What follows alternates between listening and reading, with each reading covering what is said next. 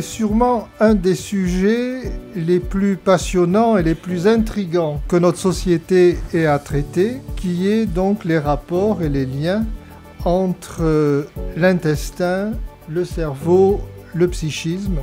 Donc aujourd'hui, je vais vous parler d'un sujet passionnant qui est le lien entre le microbiote intestinal, c'est ce paquet de 2 kg de bactéries qu'on a dans l'intestin, et les maladies mentales, parce qu'il y a une influence des bactéries sur notre santé mentale. J'interviens sur une invitation que l'on m'a faite sur un thème qui s'appelle l'effet anti-inflammatoire du nerf vague que nous appliquons dans le traitement de la maladie de Crohn, qui est une maladie inflammatoire chronique du tube digestif.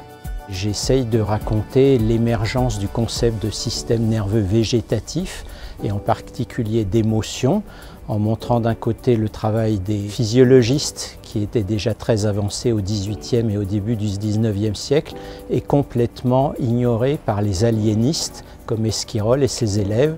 J'ai fait une intervention au nom du docteur Luotet, autre membre de la Société médico-psychologique, et en mon nom, à propos d'un personnage assez peu connu qui s'appelle Pierre-Antoine Praud. C'était tout à fait intéressant, la psychiatrie et les intestins. Ça m'a motivée pour venir, mais en règle générale, je suis très intéressée parce qu'il y a des collègues qui sont chevronnés, mais il y a aussi des jeunes collègues qui viennent faire des interventions un peu novatrices.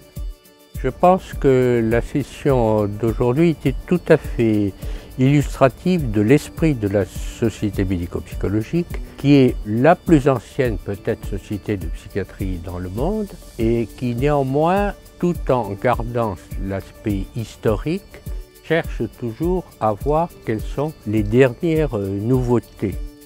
C'est très intéressant en rapport à mes études de première année en psychologie. Je venais pour la première fois, probablement pas la dernière fois du coup. C'était une très belle découverte sur les 4 heures de conférence. L'intervention d'aujourd'hui, comme les autres interventions, sont toujours très originales, très profondes et en même temps avec des sujets qu'on retrouve très rarement ailleurs. Donc j'étais ravie. Nous souhaitons accueillir de jeunes professionnels. La Société médico-psychologique a cette particularité qu'elle est porteuse d'une part importante de l'histoire en psychiatrie, mais qu'elle souhaite aussi avancer avec les progrès de la discipline, et les jeunes professionnels sont bienvenus.